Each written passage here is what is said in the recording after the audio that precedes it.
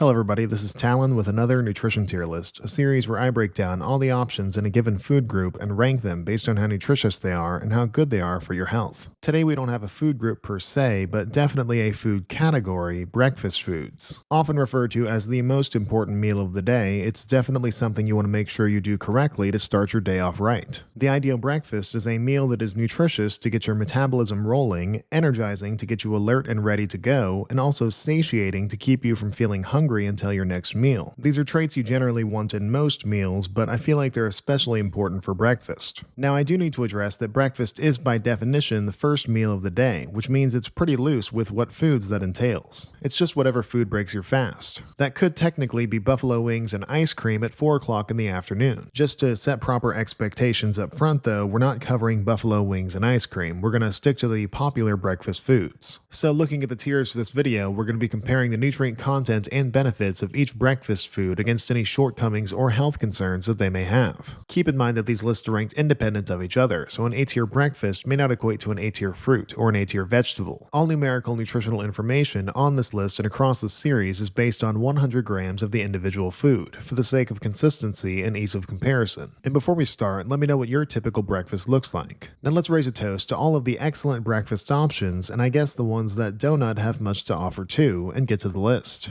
First up is a more modern favorite. Avocado toast is a lowish calorie food with a solid micronutrient profile. For the numbers, I just did a 1-to-1 ratio of avocado to whole wheat toast by weight. Avocados are rich in oleic acid, a monounsaturated fatty acid that is good for heart health due to its anti-inflammatory, blood pressure, and LDL cholesterol lowering effects. And when combined with the bread, it's a pretty fiber-dense duo, about 6 grams of mainly insoluble fiber that promotes digestive regularity. And the combo is among the best sources on this list of manganese, vitamin K, copper, vitamin B6, and vitamin E. Avocados are also naturally antioxidant rich, including carotenoids, phenolic acids, and glutathione. Now I should mention that this is a dish that commonly has other toppings added as well: eggs, fish, cheese, fruits, veggies, and seasonings. But even plain old avocado toast achieves the breakfast goal of nutrients, energy, and satiety. And because of that, I'm going to put avocado toast in the A tier.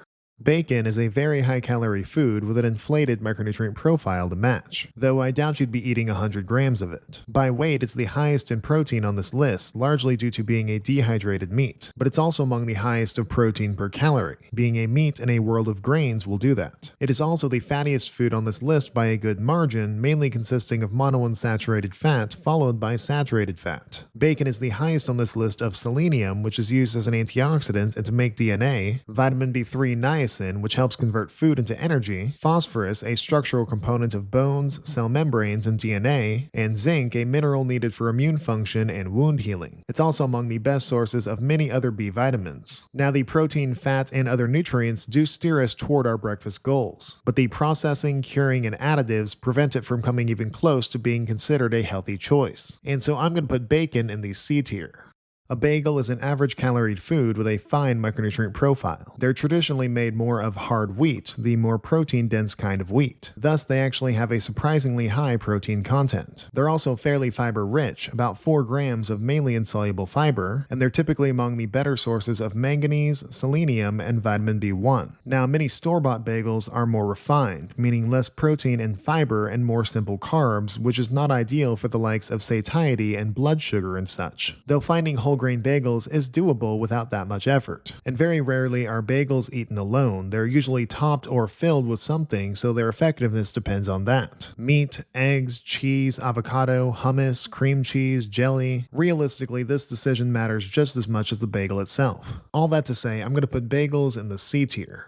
Biscuits and gravy is an average calorie dish with a lesser micronutrient profile. There's quite a bit of variability among recipes, but I also think we're all generally on the same page when we think biscuits and gravy with some sausage mixed in there. It's not like it's a meal completely void of nutrients, notably phosphorus. But biscuits and gravy is largely defined by simple carbs and fat, low protein and fiber, generally empty calories that will not energize or satisfy you as much as many other common breakfast foods. Fair warning, there's going to be quite a few of these today, and I'm likely just going to blaze right through them. But for now, let's put biscuits and gravy in the D tier.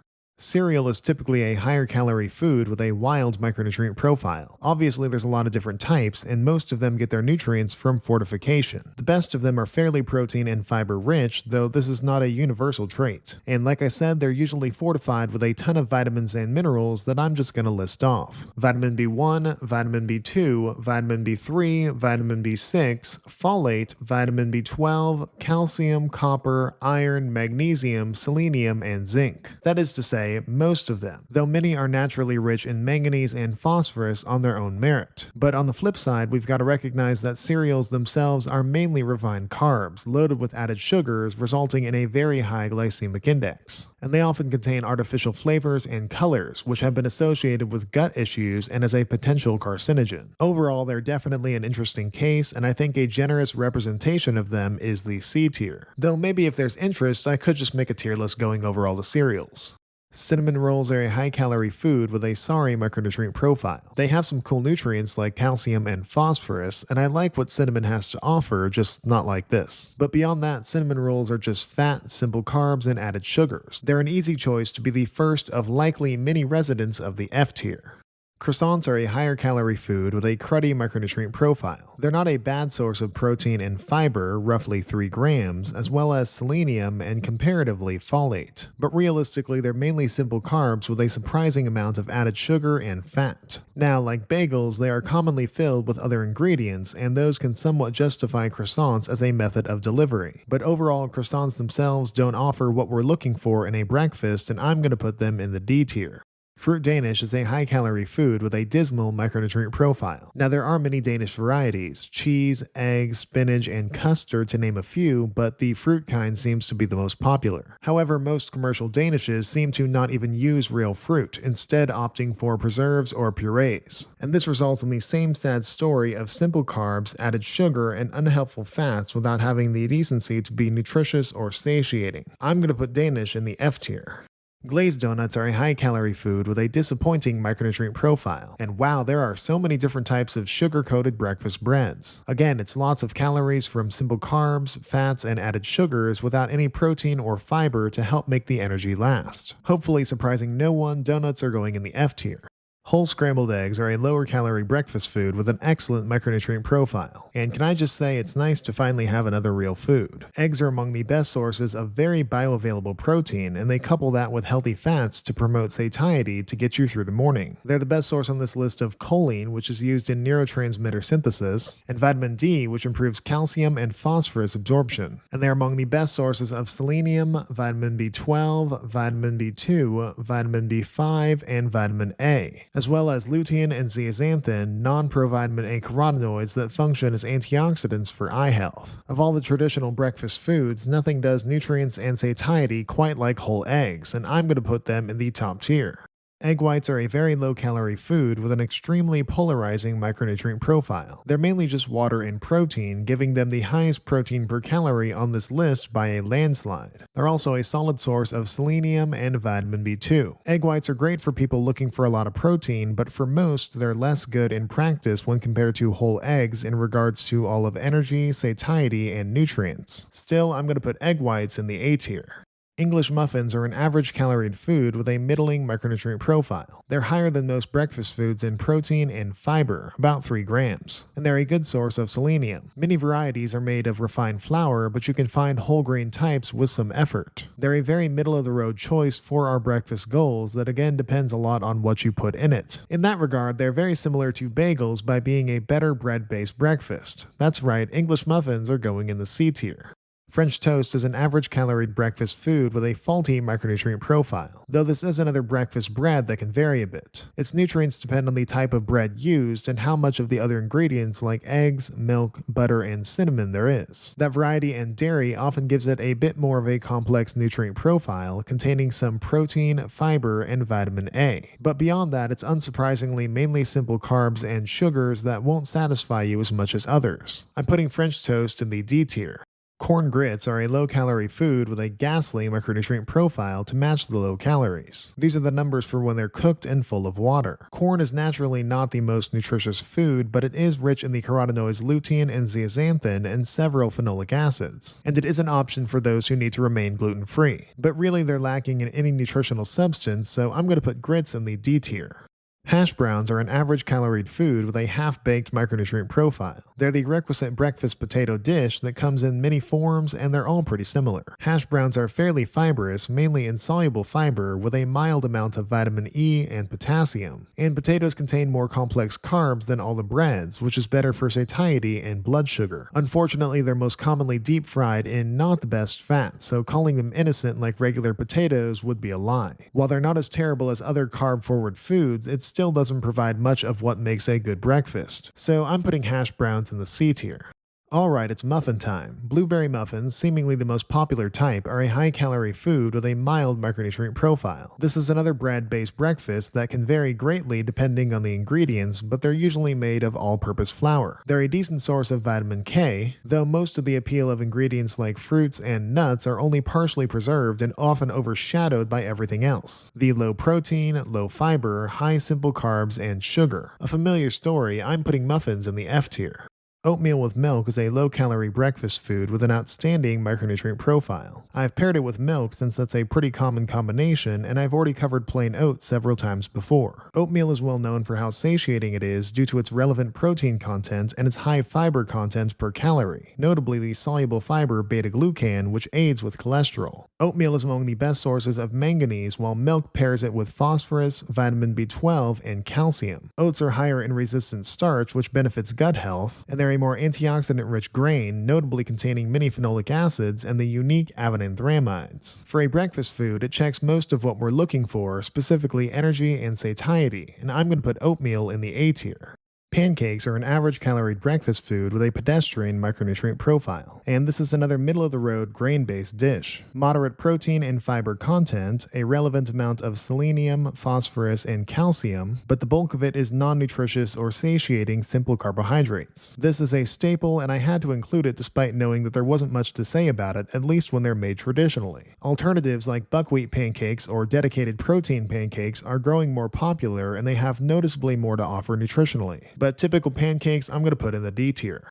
Spinach quiche is a higher calorie food with an impressive micronutrient profile. For those who have never had quiche, it's kind of like an egg pie, containing eggs, milk, cheese, often meats like ham, or veggies like tomato, mushrooms, or seemingly the most popular, spinach. This is a nutritious combination of ingredients. Quiche is a genuine source of protein. It's the highest on this list of vitamin K, which is needed for blood clotting, and vitamin A, which is crucial for vision and immune function. And it's among the best sources of manganese, vitamin B5, phosphorus, calcium, and choline. It is highly customizable to your goals and needs, and it is energizing and satiating, which is what we're looking for. I'm putting quiche in the A tier.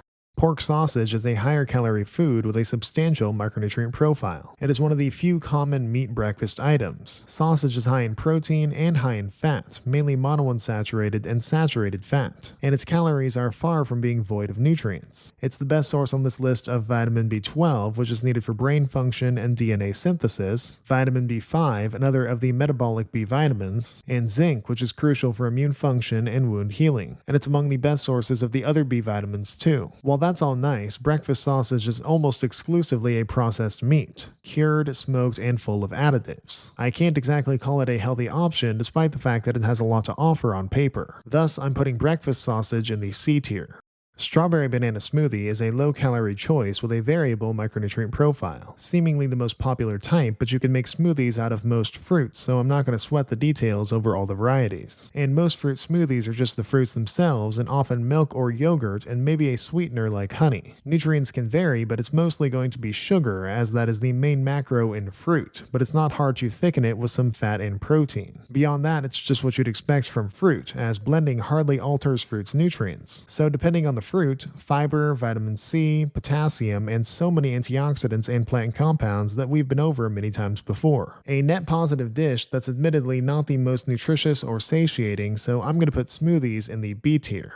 Toaster pastries are a high-calorie food with a fortified micronutrient profile, as in literally these things usually get all their nutrients from fortification, namely iron, several B vitamins, and often vitamin A. But beyond that, they're very high in sugar and low in fiber and protein per calorie. They're almost always refined flour and almost never real fruit. So toaster pastries are going in the F tier.